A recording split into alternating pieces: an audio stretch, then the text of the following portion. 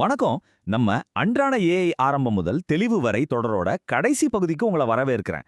இவ்வளவு தூரம் நம்ம கூட பயணம் செஞ்சதுக்கு ரொம்ப நன்றி. இன்னைக்கு இனிமேல் உங்களுக்கு தேவைப்பட போற ஒரு மிக முக்கியமான திறமையை பத்தி பார்க்க போறோம். ஏஐயோட அடிப்படைகள்ல இருந்து அது எப்படி வேலை செய்யுதுன்னு வரைக்கும் எல்லாத்தையும் நம்ம பார்த்துட்டோம். சரி, இப்போ அடுத்து என்ன? உங்களுக்கு தேவைப்படுற அந்த ஒரே ஒரு முக்கியமான திறன் என்ன தெரியுமா? அதை பத்தி தான் இந்த பகுதியில் பார்க்க போறோம். இதை கத்துக்கிட்டா நீங்க நம்பிக்கையோட எதிர்காலத்தை எதிர்கொள்ளலாம். சரி, வாங்க நேரடியா விஷயத்துக்குள்ள போயிடலாம். அதாவது ஏஐ அறிவுத்திறன் இல்லனா ஏஐ லிட்ரசி சொல்றாங்களே, அப்படின்னா உண்மையில என்ன அர்த்தம்? முதல்ல அதை தெளிவா புரிஞ்சுக்கலாம். முதல்ல ஒன்னு தெளிவா புரிஞ்சுக்கோங்க. இதுக்கு நீங்க கோடிங் கத்துக்கணும்னு அவசியமே இல்ல. இது அத பத்தினது கிடையாது. உங்க அன்றாட வாழ்க்கையிலயும் சரி, வேலையிலயும் சரி, ஏஐ தொழில்நுட்பத்தை நம்பிக்கையோட எப்படி பயன்படுத்துறது, அத பத்தி எப்படி யோசிக்கிறதுங்கிறதான் இது. சிம்பிளா சொல்லணும்னா, ஒரு ஏஐ டூலை வச்சு உங்க வேலையை எப்படி சுலபமா முடிக்கலாம்னு தெரிஞ்சுக்கிறது கூட ஏஐ அறிவுத்திறன் தான். இங்க ஒரு நல்ல விஷயம் என்னன்னா, நீங்க இந்த தொடர ஆரம்பத்துல இருந்து பார்த்துட்டு வர்றீங்கன்னா, நீங்க ஏற்கனவே அந்த பாதையில தான் இருக்கீங்க. நாம இதுவரைக்கும் கத்துக்கிட்ட விஷயங்கள் எல்லாம் உண்மையான ஏஐ அறிவுத்திறனை வளர்த்துக்கிறதுக்கு ஒரு சூப்பரான அடித்தளம் போட்டிருக்கு. சரி, இந்த ஏஐ அறிவுத்திறனை வளர்த்துக்கிறதுக்கு என்ன செய்யணும்? நிபுணர்கள் இதை 4 முக்கியமான தூண்களா பிரிக்கிறாங்க. அது என்னன்னு நாம இப்ப பார்க்கலாம் வாங்க. இந்த 4 தூங்குகளும் ஒன்னோட ஒன்னு ரொம்ப நெருக்கமா சம்பந்தப்பட்டது. முதல்ல ஏஐனால என்ன செய்ய முடியும், என்ன செய்ய முடியாது, அதோட எல்லைகள் என்னன்னு ஓரளவுக்கு புரிஞ்சுக்கணும். ரெண்டாவது, ஏஐ கருவிகளோட சரியா பேசணும், அதாவது நல்ல கேள்விகளை கேட்கணும். மூணாவது, அது கொடுக்கிற பதில்கள் எவ்வளவு தூரம் சரி, அதுல ஏதாவது ஒரு பக்க சார்பு இருக்கான்னு யோசிக்கணும். கடைசியா 4வது, இந்த டெக்னாலஜியை பயன்படுத்தும் போது வரக்கூடிய தனியுரிமை, பாதுகாப்பு மாதிரியான விஷயங்கள்ல கவனமா இருக்கணும். அதனால இதுல ரொம்ப ரொம்ப முக்கியமான விஷயம் என்னன்னா, குறிப்பா அந்த விமர்சன சிந்தனை. அதாவது ஒரு ஏஐ கொடுக்கிற பதில அப்படியே உண்மைன்னு எடுத்துக்கவே கூடாது. அது எவ்வளவு துல்லியமா இருக்கு, அதுல ஏதாவது சார்பு இருக்கா, இங்க மனுஷனோட அறிவு தேவைப்படுதான்னு நாம தான் முடிவு பண்ணணும். ஓகே, இதெல்லாம் ஒரு நல்ல கோட்பாடு. ஆனா இதை எப்படி நாம நடைமுறைப்படுத்துறது? இதை எப்படி நம்ம அன்றாட வாழ்க்கையில பயன்படுத்தக்கூடிய திறன்களா மாத்துறதுன்னு இப்ப பார்க்கலாம்.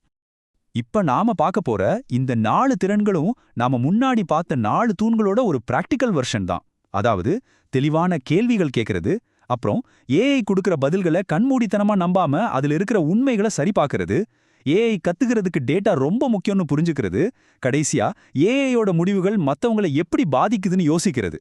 இந்த 4 விஷயத்துல நீங்க கவனம் செலுத்தினீங்கனாலே போதும், நீங்க மத்தவங்களை விட ஒரு படி முன்னாடி இருப்பீங்க.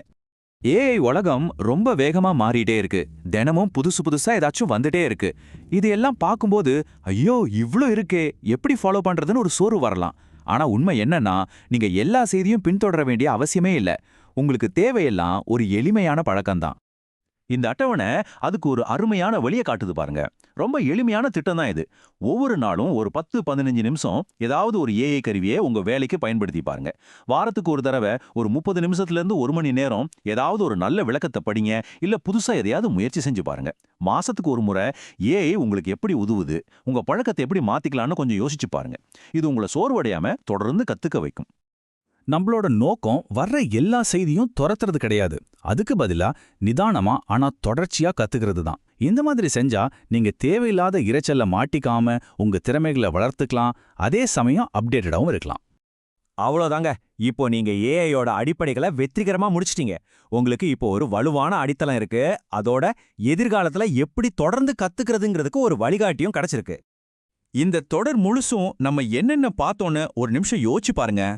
ஏஐனா என்ன, அது எங்கெல்லாம் பயன்படுது, மெஷின் லேர்னிங், ஜெனரேட்டிவ் ஏஐ எப்படி வேலை செய்யுது, அப்புறம் ரொம்ப முக்கியமான விஷயங்களான ஆபாயங்கள், ஒருபக்க சார்பு, நெறிமுறைகள்னு எல்லாத்தையும் பார்த்துட்டோம். இப்போ உங்க மனசுல ஏஐ பத்தின ஒரு தெளிவான வரைபடமே இருக்கும். இந்த ஆரம்பம் முதல் தெளிவு வரைங்கிற பயணத்துல ஆரம்பத்திலிருந்து கடைசி வரைக்கும் எங்களோட இணைஞ்சிருந்த உங்க எல்லாருக்கும் எங்களுடைய மனமார்ந்த நன்றி. நாலேஜ் ஈக்விட்டி பார்ட்னர்ஸ் சேனலோட முக்கியமான நோக்கமே இதுதான். உங்க அன்றாட வாழ்க்கைய இன்னும் சிறப்பா, திறமையா மாத்திக்கக்கூடிய பயனுள்ள அறிவை எல்லோருக்கும் புரியுற மாதிரி கொண்டு வந்து சேர்க்கறது தான் எங்களுடைய குறிக்கோள். எங்களுடைய இந்த முயற்சி உங்களுக்கு பிடிச்சிருந்தா எங்க சேனலான நாலேஜ் ஈக்விட்டி பார்ட்னர்ஸ்க்கு மறக்காம சப்ஸ்கிரைப் பண்ணுங்க. அப்பதான் நாங்க தினமும் போடுற வீடியோக்கள் உங்களுக்கு உடனுக்குடன் வந்து சேரும். அதே மாதிரி இந்த வீடியோவை லைக் பண்ணுங்க. உங்க நண்பர்கள், குடும்பத்தினர், அப்புறம் யாருக்கெல்லாம் இது பயன்படும் நினைக்கிறீங்களோ அவங்க எல்லார்கிட்டயும் ஷேர் பண்ணுங்க. நாம எல்லாரும் ஒன்னா சேர்ந்து இந்த அறிவு தேடலை எப்பவும் உயர்வா வச்சுப்போம். நம்ம பயணம் இதோட முடியல.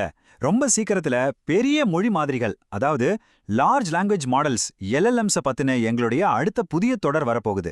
அதுல இன்னும் ஆழமான விஷயங்களை நாம பார்க்கலாம். அது வரைக்கும் தொடர்ந்து கத்துக்கிட்டே இருங்க.